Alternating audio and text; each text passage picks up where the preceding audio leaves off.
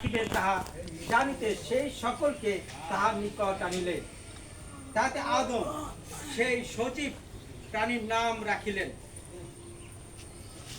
তাহার সেই নাম হইল আদম। যাবতীয় গৃহপালিত পশুর, খেচর, পাখি এবং যাবতীয় বন্য পশুর নাম রাখিলেন, কিন্তু মানুষের জন্য তাহার অনুরূপ সহকারিণী পাওয়া গেল না। পরে সদাপ্রভু ঈশ্বর আদমকে ঘোর নিদ্রায় মগ্ন করিলেন।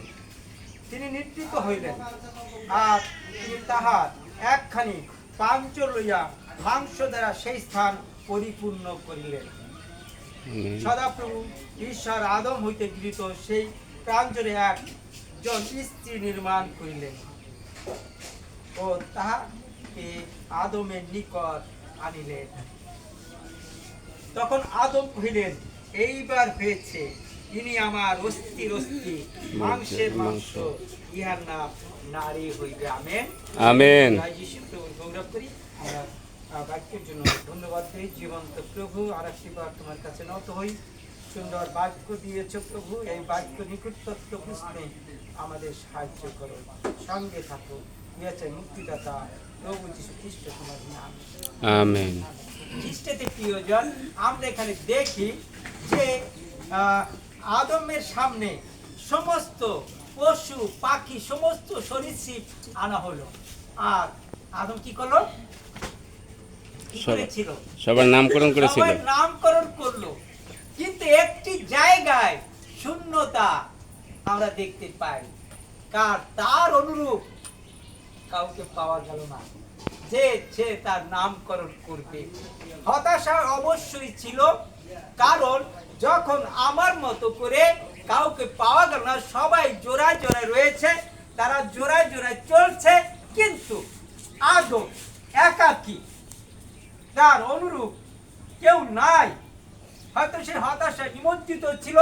সে ভাবছিল, হ্যাঁ এখন আমি কি করব, আমি কার সাথে মিশবো, কে আমার সহধর্মীয় হবে, এদের সাথে তো আমার চলা যায় না। কিন্তু প্রভু এটা বুঝলেন।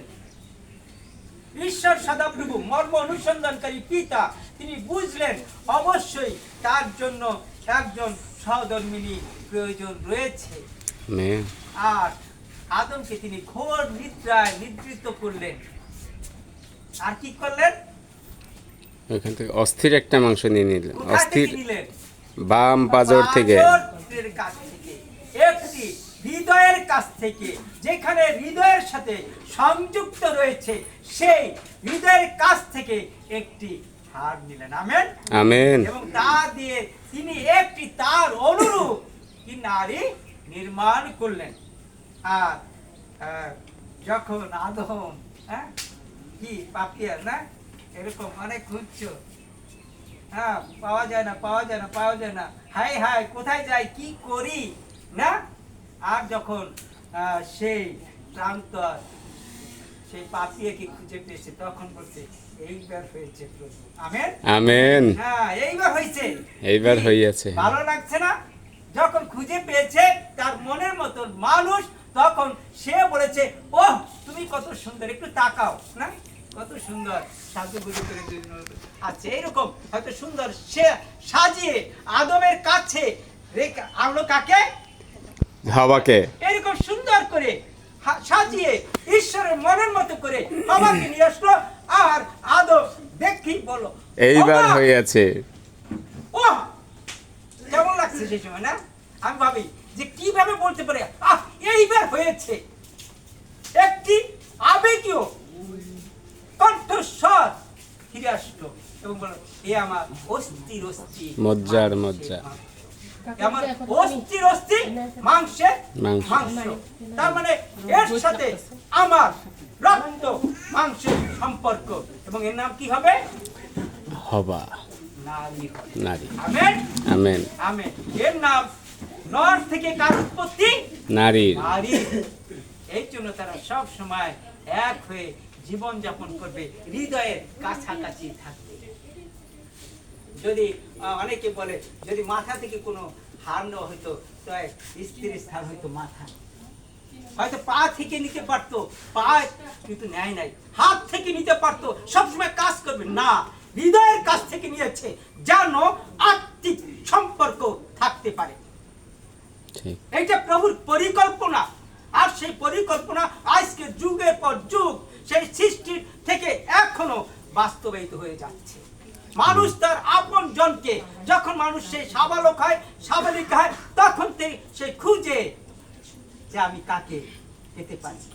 যেমন কিছুদিন আগে আমরা দেখলাম আরেকজন পেয়েছে, হ্যাঁ এইবার হয়েছে, এবং আপন জনকে যখন খুঁজে পাওয়া যায় তখন কি করে যায়, সে আত্মতৃপ্তি। আমি বিশ্বাস করি আজকে যে প্রান্ত পাতের মধ্যে খুব সুন্দর মাঝখানে একটা বার কিন্তু খুব সুন্দর তাকাইছে দুজনে, এই জন্য, কারণ যখন বলছি সুন্দর গোপনে তার মানে সুন্দর করে তারা দেখলো আসলে তাদের দুজনকে কেমন লাগছে। হৃদয়ের ব্যাপার, ঈশ্বরের গৌরব, ঈশ্বরের গৌরবের জন্য উভয় উভয়কে তাকিয়ে দেখলো আসলেই তো আমরা কত সুন্দর, আমরা দুজন কত ভালো। আজকে আমরা সমাজের সাথে সামনে বসে আছি একত্রে প্রভুর গৌরবের জন্য। Amen, hallelujah, hallelujah. এই জন্য যেন আমরা প্রভুর গৌরব করতে পারি। এই যে সুন্দর মিলন, এই যে সুন্দর বন্ধন, এটা হলো মৃত্যুর আগ পর্যন্ত একটি পবিত্র বন্ধন। এর মধ্য দিয়ে কি হবে, একটি সুন্দর পরিবার হবে। একজন না, দুইজন না, 5 জন 10 জন যেন তাদের সংখ্যা বৃদ্ধি পায়, কারণ এইটা প্রভুর আশীর্বাদ যেন তাদের বংশ বৃদ্ধি পায়। আজকে আদম হইতে কোটি কোটি মানুষের উৎপন্ন হয়েছে, এবং এইটা প্রভুর অনুগ্রহ, প্রভুর অধিকার, প্রভুর আশীর্বাদ, প্রভুর প্রেমের নিদর্শন, এবং প্রভুর প্রেমে যেন থাকি, এবং এর মধ্য দিয়ে যেন প্রভুর ভালোবাসা একে অন্যের কাছে যেন আমরা প্রকাশ করতে পারি। Amen, amen. যদি প্রভু এই কাজটা না করতো তবে আজকে আমরা থাকতাম না, আমরা থাকতাম না, কারণ প্রভুর পরিকল্পনা রয়েছে, সেই পরিকল্পনার সৈনিক আমরা। এবং এই জন্য আমরা দেখি বিশ্ব তার 5 অধ্যায় থেকে আমি কয়েকটি পদ এই সময় পাঠ করতে চাই। আমি খুবই সংক্ষেপে পাঠ করতে কথা বলতেছি।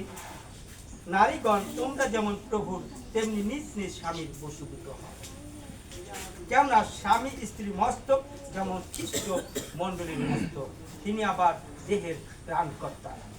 কিন্তু মণ্ডলী যেমন খ্রিস্টের বশীভূত, তেমনি নারীগণ সর্ববিষয়ে আপন আপন স্বামীর বশীভূত। স্বামীরা